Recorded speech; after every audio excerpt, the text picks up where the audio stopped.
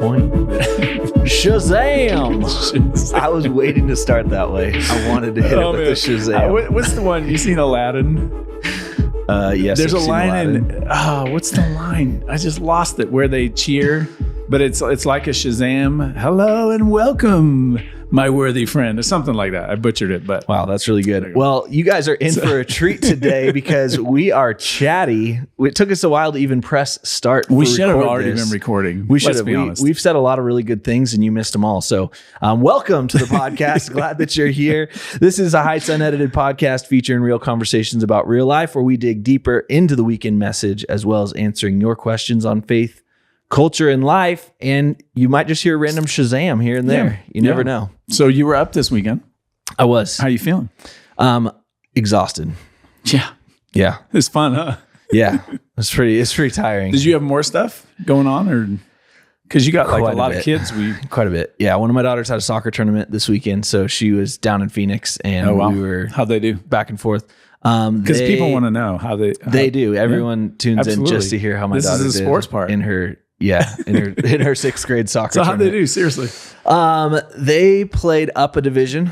Okay, always hard. They lost every game, but okay, they played up a division. Did they learn? And they learned. There was one real tough game where a lot of people got red cards and kicked out, and multiple girls got injuries. Whoa! And the game's like under protest, and the refs and other teams and all the things. And I was actually not there that game because I was. So you missed Saturday night. You missed game. the good game. Yeah, I was preaching at our Prescott Valley location, and my wife also was not there. She was up with our other kids that were in parades and other things. Wow. And so I think it's a blessing because I probably would have got kicked out of the game too if I was there. Yeah, those ones are tough. So glad I wasn't real there. tough. But yeah. It's good. I mean, yeah, that's welcome to club soccer. Yeah, it gets intense, which is exactly what our listeners wanted to hear. That's about. What they want to know about. Starting out. I bet you a lot of them play club soccer, if we're honest. I'm sure some kind of club something. Which is honestly it's a lot of work. It's hard, but it's very shaping in working hard and handling adverse situations and dealing with difficult. Okay, so it's not on our list, but Cindy and I have had this conversation because our two older girls both played soccer, and their ability to fight through things is different than our littles, that they haven't done any club stuff. They're super creative and have a ton of like activities they do, but just don't have the same tenacity. Right. And it's fascinating to me, like looking at it and going, oh, they got that from running drills when they didn't want to run drills. Yeah. Like having a coach yell at them when they messed up, that kind of stuff. Well, one of my daughters, I was her coach, so that's probably scarred her. She'll be in counseling. Yeah, I was going to say that creates other issues there. But sure. No, that's a good point. I would agree. I would agree even with employees that I've had work for me, the difference on people who've played sports and who haven't, and how they handle feedback and just all of that, I think is. Well, I think there's something to it, right? When you take something and you have the tenacity to like stick at it and work at it, I think if somebody that plays the violin, right? What is it? 10,000 hours to perfect the thing. Right. So I don't know. Yeah, there's something to it. That's good. Well, that's dropping some wisdom before we even actually get going. So I want to say thank you to all of our listeners who continue to listen to us when we just get off track and have rabbit trails and all the things that we do. Thank you so much. You can rate and review the podcast. We would love if you did that because it helps other people find the show, listen to it. And if you drop us a rating that we can read on the show, we will read on the show. So go ahead and do that. That would be amazing. I think that's a big deal. I don't do that. I probably should start doing that. You should rate our podcast. I listen to podcasts. Can you leave us a review? Yeah, I can. And then we can guess. We can guess what your handle is. Like I'll read it, and you'll just be like chuckling. I'm like, wait, is this you? Yeah. This will be great. It'll be PJ, and it's going to be like, the white Wookiee. Whoa. We were watching the Christmas special last night. The Star Wars one. It's like from 2020, right? It's Lego. And Chewbacca's family comes, and they're all brown, and one of them is white. And my daughter Bailey goes, "Hey, look, that's you, Dad." Okay. So there you go. I love that. If the White Wookiee leaves us a review on the podcast. I'm like, wait a minute, because of my gray hair. She's like, yes, you've got it. So there you go. That's cool. You get made fun of for your gray hair. I get all the bald jokes from my family, so it's good. That's good. Well, I do actually want to kick us off with a little bit of Christmas trivia to get us in the season. Oh boy! Because if Star Wars Lego Christmas doesn't get you in the season, some Christmas trivia. It's got to. And since I get to write the show notes, I get to ask you the questions. Oh boy! So this is basically just quizzing you on what you know about Christmas. Oh man, they're not that hard. But first question, he says that now. How many ghosts show up in A Christmas Carol? 3. The answer is 4. What? Yeah. Oh, because the first one? Yeah. And then he sends 3? Yep. Oh. It depends which one you watch. Well, you had confidence going into Depends it. which one you watch. Okay. Depends which one you watch. If you watch, apparently, the Star Wars Lego version of A Christmas Carol. The ghost of Darth Vader. Okay, so you're 0 for 1 right now, just so you know. Okay. Let's see if our listeners you said that one was easy. Do better. That they all easy. That was a trick question. The movie Miracle on 34th Street is based on a real life department store. What is it? Oh, I haven't seen that movie for a long time. Macy's. Correct. All right. There you go. There we go. Nice. Santa's always at Macy's. I know. Well, when you think department store, Macy's is usually the one that comes up. I was thinking Dillard's, but I'm like, Dillard's isn't big enough. Macy's the one. They got the parade. Yep. So if you got a parade, then it's got to be you. Then you got to have a good store. Okay. Next question. People are playing along right now as they're listening, just so you know. We should be doing this live so they could be in the chat with us. We should. We don't have that capability yet. Producer David, a.k.a. The Beard. Oh, we have the capability. We have the capability. So we could do a live chat? That could be dangerous. Well, we can have live callers, remember? This one ended up like 3 hours if we have live. Oh, that's right. True. We can have live callers. All right, next question. In which modern day country was St. Nicholas born? Oh. St. Nick. Old St. Nick.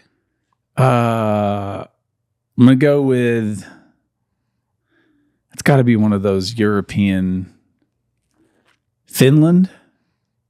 It's Norway, similar Sweden to that, but it's Turkey. What? Yeah, that's the answer. Is that for real? Yeah. Yep. Okay, can we fact check? Go ahead, fact check. Can go ahead and see whether that's true. Wow, Turkey. It's true. Yep. Why? In Asia Minor, it's originally Patara, a city in the ancient district of How old is Saint Nick? I don't know, but apparently that's where he was born. Did you like do the Saint Nick or like Santa Claus Nick? You know, whatever the internet says, the internet is always right. Okay, next question. Oh, so good. Next, let's see, which ones did you get right? I still got a losing record right now. Okay. We're coming back. Okay, we're coming back. Which country did eggnog come from? Oh, come on. You should get this one. Who's got a lot of, what is eggnog made out of? Nobody knows. It's got spices in it. Yeah. Maybe that's Turkey. Let's just go with England. England. All correct. Right. We like our drinks. There you go. You got the answer right. If it's English, it's spiced for sure. Yeah. Well, there it is. You got one. You got a question right. That's so weird. Like England doesn't do spice. So it had to be plain eggnog with some whiskey or something. If it was English, that would be my guess. That sounds right. So I think you're two for 2 for 2. 2 and 2 2 and 2 right now. Your record. So final question. All right. Which Christmas song contains the lyric, "Everyone dancing merrily in the new old-fashioned way"? You got to really think. Oh man, you got to sing every Christmas carol you know in your head right now. Everybody, say it again. Everyone dancing merrily in the new old-fashioned way. I know the end is like big. It's big. Oh man, you can get this. I know. I believe in you. I don't know. Do you need to phone a friend? It's not coming. Can I call David? No. The Beard. The Beard. Do you know the answer to this question? You might be rocking around something. Ooh, a Christmas tree by chance? Wow. It's a group effort, but I'll call it. It's a win. There you go. Wow, you got a preview of the sound before the end of the podcast. You have to. There when you win, you did win a record. You did win. Winning record. So if somebody went 5-0, do they get anything? Yeah, they get the same thing that people get when they make it to the end of the podcast. Okay, I'll do a deal with somebody right now. Okay, so if you went 5-0, we have no way to prove that. Yeah, it's just honor system. Go into the review, write a review, and say I was 5-0. Right there, you go. We'll send you a cup. We'll send you the mug that is sitting in front of you. The mug. I don't know how we get their address or anything like. Well, they can email unedited. Yeah, unedited at heightschurch.com. But you have to leave a review. If you did it, you have to leave a review as well. Yep. There we go. We'll send you a Heights mug. All right. Well, we do have some serious things to talk about today. So we got to move past this, although Christmas is fun. So we're going to have Christmas fun.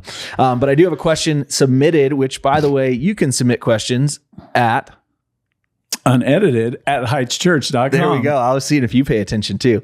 If you do have questions about anything, I've only heard it about 40 times. Somebody this weekend came up to me and said, I have a list of questions like the length of my arm is what they literally said. Okay. And they said, but I don't want to like take over the whole podcast and take all your time. So I haven't sent it. And I said, please send it. So if that's you and you have those questions and you're like waiting, please send it and Todd will edit it. Send it and we will pick and choose. Yeah.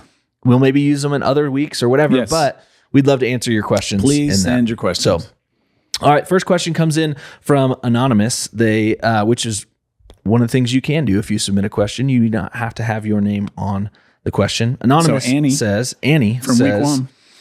My spouse and I started attending Heights, and I've gotten to a place where I want to follow Jesus, but my spouse doesn't really care to. How do I continue to minister to my spouse when we now want different things in life? Wow. This is super heavy. That's a heavy question, right? It's super heavy because there's, faith is not just something we add to our life. It is a major component of our life. And so first of all, I would say whoever submitted this, like, this is really serious. I understand that. And I know that the spot that you're in, the place that you're in life with dealing with this probably brings a lot more challenges than just what presented in this question. So, keep pushing forward. There's so many layers. Jesus never said it would be easy. And this is an example of one of the times where it's really hard. Yeah. I think, I was actually at Sprouts picking something up and there was a young lady there that came out and she made some decisions of faith recently. And those, I just asked her the question, well, how has that affected your relationships with your family? Mm-hmm. And she shared just some, pain points relationally with people that are close to her. And I think in this case, the idea of okay, and I don't know, like I was trying to, as you were reading, I'm going, okay, is this someone who you were both believers and you came to the church, but you were both in a space of, hey, we haven't been to church for a while. Faith hasn't been a big part of our life. Yeah. Feel like we should, right? So there's that answer. There's the answer of we both came not knowing much about church. I've found Jesus and she's annoyed by church, mm-hmm. right? And so that's another conversation. And so, or it's, hey, we both found Jesus. We're both young in our faith, but now she's going, hey, I don't really feel like I want to. Well, I'm guessing it's a her. I don't know why I don't know. Because we don't know, right? So let me just kind of, I think for me, it's important to go first and foremost, if you came together and you are now in a place where you want to grow in your faith, your role is to grow in your faith, right? To pursue, like you said, it becomes all of your life. But your role isn't to convince your spouse that they have to have the same walk of faith that you do. Your job is to do what Jesus said. You need to love. So what does it look like to love like Jesus would to your spouse? Well, he for sure wouldn't force her to go to church, mm-hmm. right? Or him to go to church. He for sure would give grace to walk through, like, I was just thinking, even back to your message this weekend of the boys are in the boat, just how patient Jesus is with them. Like right. he doesn't force them to, move quickly. He doesn't force them to be and act a certain way, but he's still with them and he's still asleep in the boat with them. And I think in this case, like I would just encourage you that the way your spouse will see Jesus is through you. Mm-hmm. And if church isn't that place that your spouse wants to, then your role is, okay, I now need to be Jesus, which we should be anyways, but there's no extra things coming. And so I would say for this person, make sure you're anchored to church so that you're bolstered up in a way that doesn't cause harm to your marriage. Right. But then in the same breath, like how can you love your spouse where they are? Yeah. And I would just say, guarding in there's ways that you can still be with them the reason I say this is the end of this question is when we want different things in life. And that can mean big picture. It can even mean just how they spend the weekends and what they're doing. Yep. And so I would say there's ways you can be with them without participating in the things that may be compromising to your faith in that way too. Yep. So you're showing up in their life. You still have an opportunity to be Jesus, just like what you were saying, without participating in things that maybe you deem now, this is not the direction I want to take my life. Yeah. And that's great. And I would even say too, like, what are the areas that you do meet on common ground? So we had the veterans dinner. 200 people showed up to just serve food to veterans. Mm-hmm. Well, your spouse may be one that's an easy, hey, would you come do this with me? Yeah. Right? Like, and so now there is this interconnection of church world and your spouse's world without it being I'm forcing you to go to church, right? Yeah. Or handyman ministry. Like that's a phenomenal way to, if it's the other way around and this is your husband and he's got skills and gifts, everybody loves giving back. So is this a space? But now he's around people that can influence him towards Jesus without it being a church service, right? Yeah, and I think there's easy, like you said, easy step-ins with serving and stuff, but also life groups. Life groups is such a less threatening environment. Yeah. We had a couple in our life group where it was a similar situation. She was more of a believer and her husband was kind of on the fence about it, but really does not like crowds. That's his big thing, and does not like. But life group, totally he was fair. All for it. He was like, yeah, I love life group. And came through being a part of our life group. He was in my life group with me. Came through it going, actually, I'm not opposed to any of this faith stuff. I actually believe it. I really just don't like big crowds and being around people. I like smaller groups. So it was, for them, it really opened up that. But I think that's another step in of life groups are easier to feel more comfortable in, especially if you're not used to a church setting. Yep. Whatever you do, honor your spouse, right? Like, I think it's interesting. I'm going to pick on some wording. I know Annie, Anonymous, whoever it is, didn't mean it this way, but the idea of minister to my spouse, it's not your job to minister to your spouse. Mm-hmm. It's your job to, if it's the husband to the wife, to love the church, right? Like it's a love relationship, not a, hey, I'm going to minister to you. Minister is what we do on a weekend, right? Like minister is what I do when I lead a life group. And so I'd just be careful to not put yourself in a seat of, I've got to look at this as and I'm not saying you are, but like a project, like I've got to move you somewhere. I think you just got to be back to the collection we're in right now, like happy to be. Mm-hmm. Like you just need to be happy to be and bring Jesus with you into that and see what happens, see what God does with it. Yeah, that's good. Well, hopefully that helps. Also, though, just don't be that person that drops like, I'm going to leave a verse on your side of the sink. Right, yeah. Like the little Jesus jukes. Yeah. Or I heard this message and it was really good, so it just happens to be playing, Right. Yeah. Jesus jukes. I like that. That's good. Hopefully that's helpful for whoever wrote this question.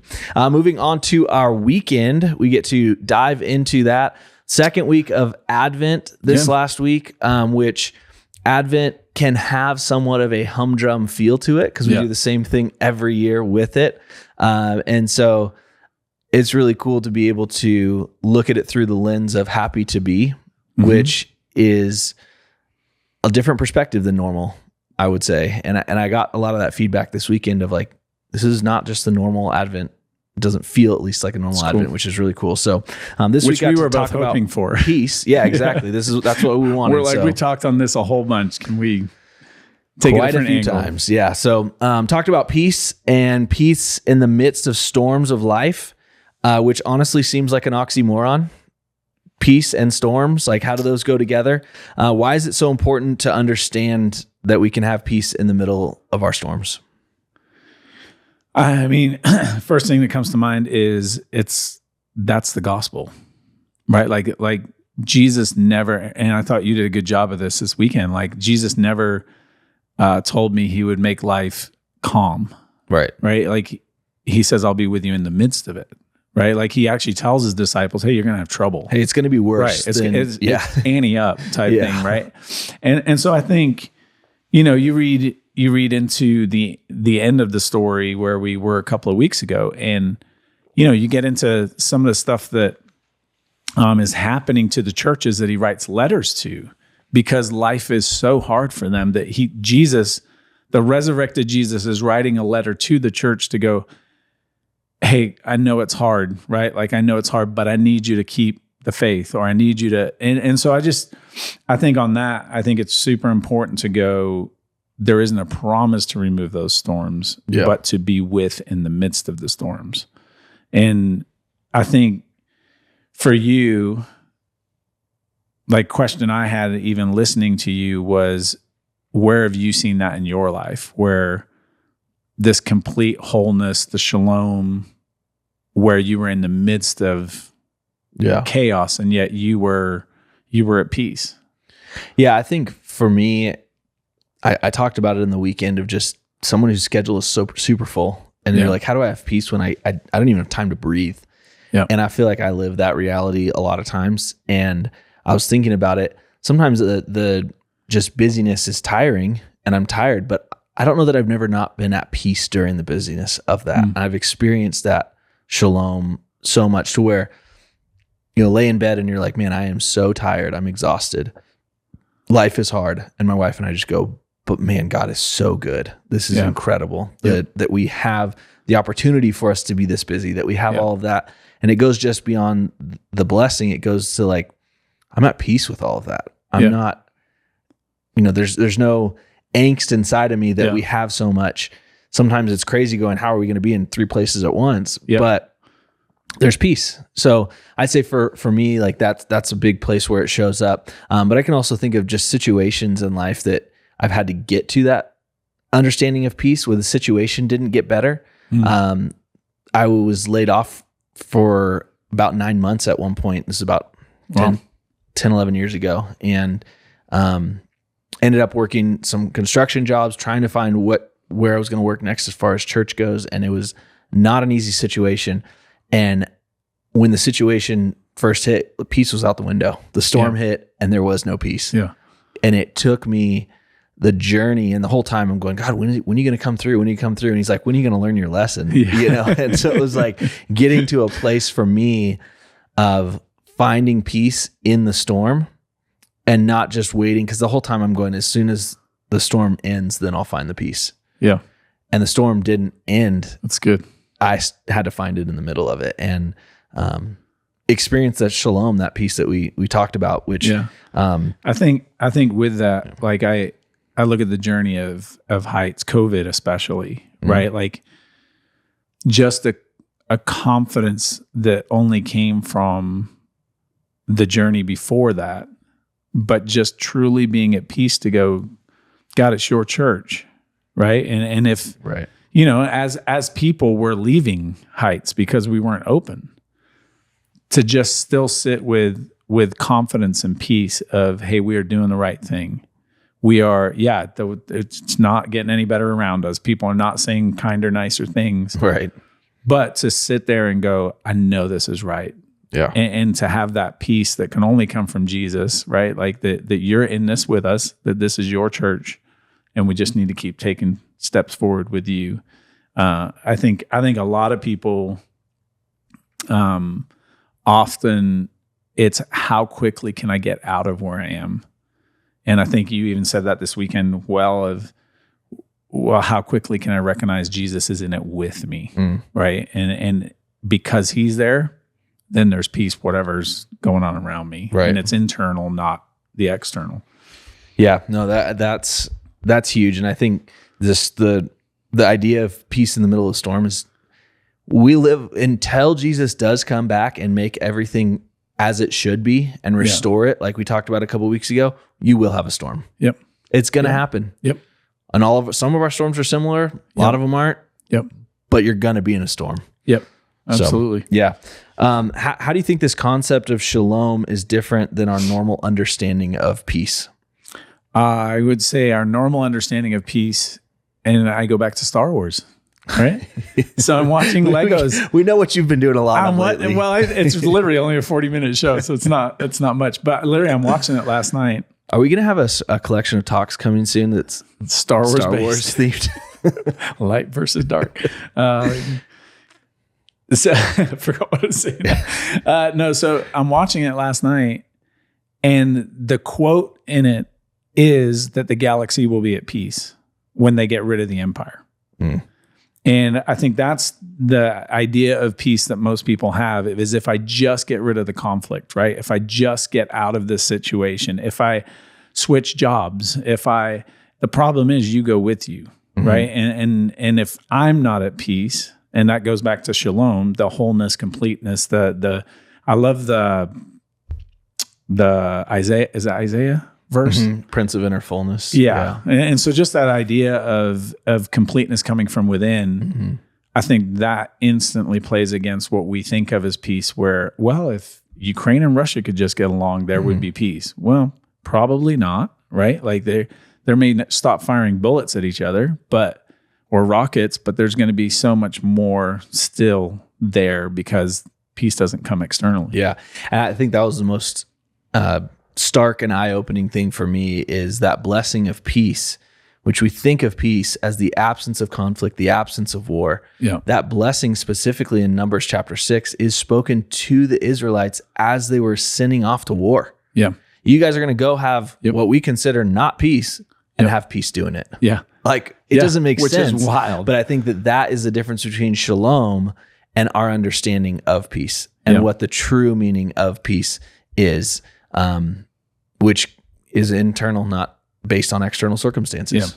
Yeah, which is so good and so opposite of where we live. Yeah, so opposite of it. So this weekend I ended with just getting to a place where peace is found, this true, real peace is found when we answer the question of what do you do with Jesus? It's found in Jesus. It's found through Jesus. And so there was a couple step-ins there with that. But can we just brainstorm together, besides the commitment to Jesus, what are some practical steps or some things that people can do to help find peace or have this type of peace in their life? I think one of the big ones from a practical perspective is reminding myself. So like if I go to raising teenagers, right? Like the answer isn't get the teenager out of my house, right? Like that's not the answer. The answer is, in the midst of raising teenagers, how can I remind myself that I need Jesus in this moment, right? Like how can I remind myself that he's here in this moment? And so I think otherwise what you go is, take it to a marriage relationship, right? At some point you start to go, okay, I will have peace if I'm no longer married to you, because all we do is fight. Right. Like, and you go, well, that's incorrect thought. And so I think on a practical sense, I've got to correct the thought. What is causing a lack of peace in my life? Is it schedule? Well, the schedule is not causing me a lack of peace. Is it the fight with whoever? Well, that's not causing me the lack of peace. That's causing conflict, and so maybe the first one I would say is just reframe. Like, how do I reframe what's actually happening? And then not lump that in with, okay, I'll find peace when I'm sitting on the beach in St. Croix with no one around, right? You know what I mean? Like, not that I've ever thought of that, but you know what I mean? That you dream of that often. Like, that doesn't mean you'll have peace. Right. Because it's not external. Yeah. Yeah, no, I would agree. And I would say that having rhythms to refocus us, like you said, fixing our thoughts, refocusing like that. I notice in every aspect, when my rhythms are off, I start being off when it comes to my thinking, when it comes to everything, when it comes to just an overall sense of peace. And I think it does come back to what the commitment to Jesus piece of, like, man, if I'm spending time with Jesus, I'm a lot more like him than when I'm not. And it's as simple as, and it's a church answer. I get that too. Yeah. But man, I think those rhythms are super important because they refocus us. They do a good job of it. I was reading this article, or maybe it was a piece of a book. It was saying something about we always will run to social media or news outlet or something first, and then we'll maybe get into scripture later. But what we put into our brain first is what sticks with us the longest. And I started realizing, for me, it's like I start scrolling social media right away. So I started making this point of, I want scripture to be the first thing I'm doing. Oh, that's good. Or time with God, whatever it is, however it looks for that day, to be the first thing. Then I'll get into social media or whatever else, which I probably shouldn't even be doing that anyway. But then by the time I get to it, though, that's what's going first. And it does help with the refocus thing, and with, in turn, creating more peace for me. Yeah. And it's back to reframing, right? So reframing social media. What role does it play in my life and why? What role does the Word of God play in my life and why? Right. Well, if I need it first because that changes the outlook of the rest of the day, some people, there's an author, blanked on her name, might be Turkhurst. Lisa Turkhurst? Yeah, it might be her or Annie Downs, one of those two, but has to start their day a very specific way for them to be grounded for the crazy stuff that God's got them doing company-wise and all that kind of stuff. And I just thought it was interesting. Like, they have a very specific thing that starts their day, and one of them, whoever it was, talked about the social media thing, that they had to detach from that to start their day and could reattach later down here when it didn't have the same impact or influence on them. And I just think it's practical things like, what do I need? And back to your message, Jesus is personal, right? And so what do I need with Jesus? And that may look different than what my spouse needs. Yeah. Also, I would just say there is no peace in thinking that God is angry at you, or God doesn't want to be with you, or God doesn't like you. I think just going back to the fact just that happy to be. God is happy to be with you, that in itself, face-to-face, favor, all of those things, peace on whom God's favor rests, or whom I favor, that's us. That's humanity. God's favor is resting. He's happy to be with us, which is Shazam. That is some good news right there. And if you want to know what Shazam is, you got to go look at the weekend. If you didn't watch this weekend's message, you could do that. Also, the 11 o'clock service at our Prescott location is not recorded and put online, but there's some gold there because we didn't have a host for that service, and the host job is to usually transition and set up the message. So that was you? And so that was me. I went out and did that, and then I said, introduce me, like welcome me to the stage. And then I had to grab my podium and come back out, and that bit of gold might be lost somewhere. Hopefully I'm pretty sure the beard got it. The beard has everything. Nothing gets away from the beard. Yeah. Years later, it shows up in video form in a text message. So that's true. In fact, just this morning, so the intro to this week's service, our online intro, which I also have the privilege of being our online pastor. And so which I had the privilege of seeing. You had the privilege of seeing. I was dressed in a full elf costume and recorded it at the downtown square, which is right down from our offices. So walked across the street. Everyone was watching me. It was amazing. And so this morning, we had somebody that had messaged in to, it must have been the email, just hello at Heights or something, and said, hey, this is where we're watching from. A little elf on the square told me to send this in. And so Sky, who works in our communication department, she slacks me on our communication system that we use. And she sends me a message going, what is this about?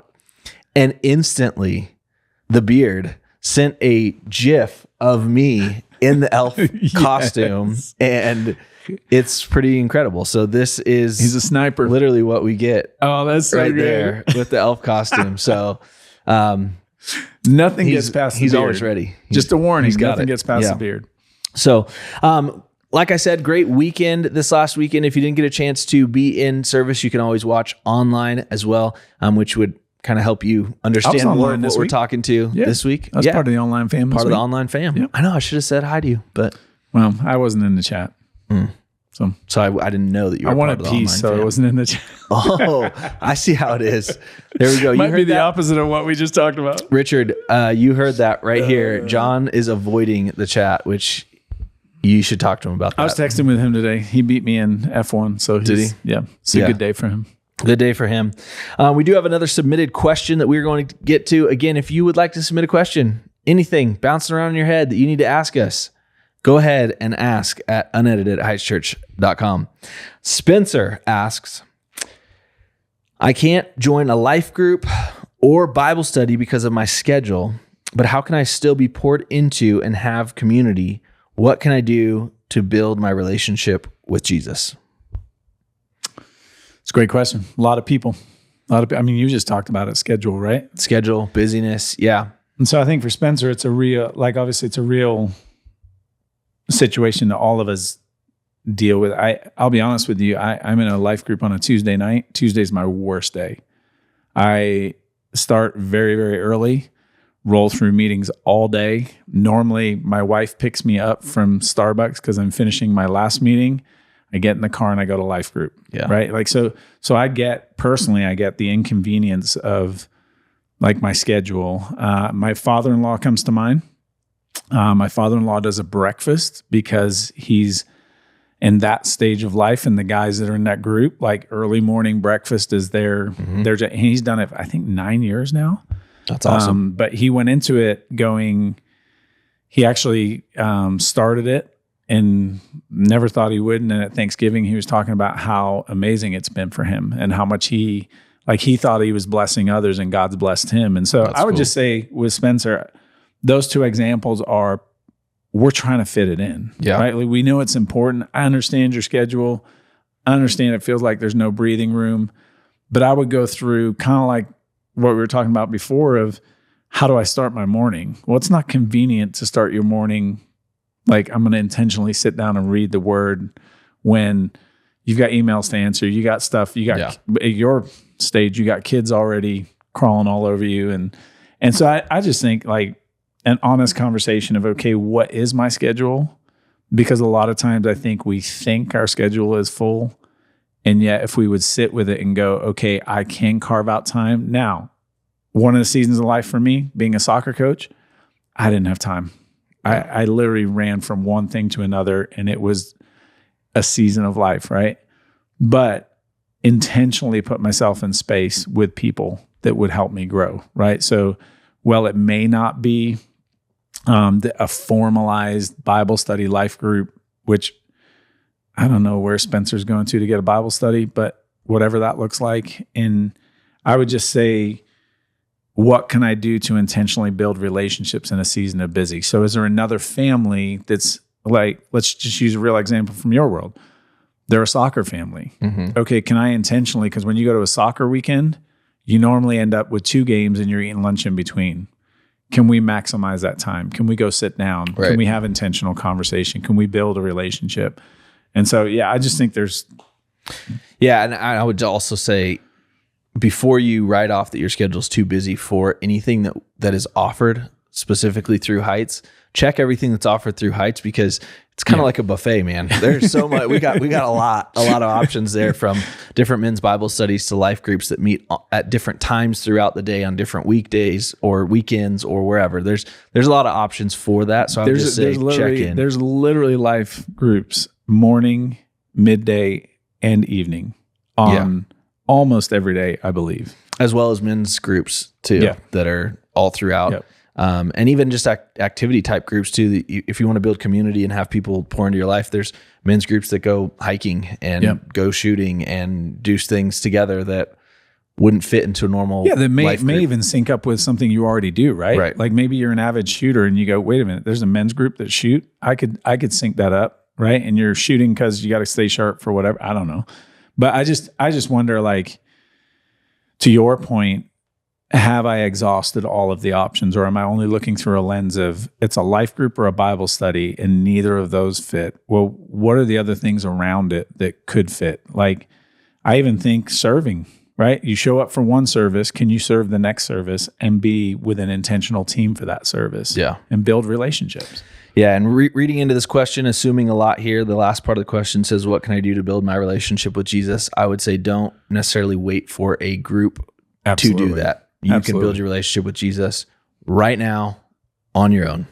Absolutely. So, there you go. Start your morning. Start your morning. It's a good way to start it. And you'll want to say Shazam the rest of the day. That's good. Shazam. So we can wrap this up the way we started it with Shazam. But final thought that I have for everyone as we continue through this Advent season, these topics we talk about like joy and peace and hope and love don't have to be confined to the Advent season, don't have to be confined to the weekend. Figure out a way to focus on these and make their way into your life every day throughout the season, but continuing on through that. I didn't think about this before, but with your final thought, there's a great practice in, depends what exercise world you're in, but it's centering. And to me, everything we've talked about is about centering. And so just setting an intention that I am going to center myself on Jesus, and that will filtrate to everything else. That's good. Well, with that, you have made it to the end of the podcast club. There's my announcer voice for it. So dumb. We're good. But if you did make it to the end of the podcast club, we appreciate you. Thank you so much for being with us. Don't forget to subscribe, rate, review, share, all the things. I forgot some. I don't know what they're supposed to do. Remember, all of them. Review. If you got 5 out of 5, Christmas trivia. Review and leave us your address at unedited@heightschurch.com. Yep. And a question. And you get a coffee mug. If you're watching, you can see it's this one right here. At some point, we will have enough coffee mugs that we just go, hey, if you send us a question, we'll send you a mug. Oh, there you go. Wow. If you send us a question we use on here. Can you check with the finance team before we do this? Because this could get pricey. Yeah. All right. That's good. Awesome. Well, thank you guys so much for making it to the end. We love you. This is all we got for you. Love you guys. Bye.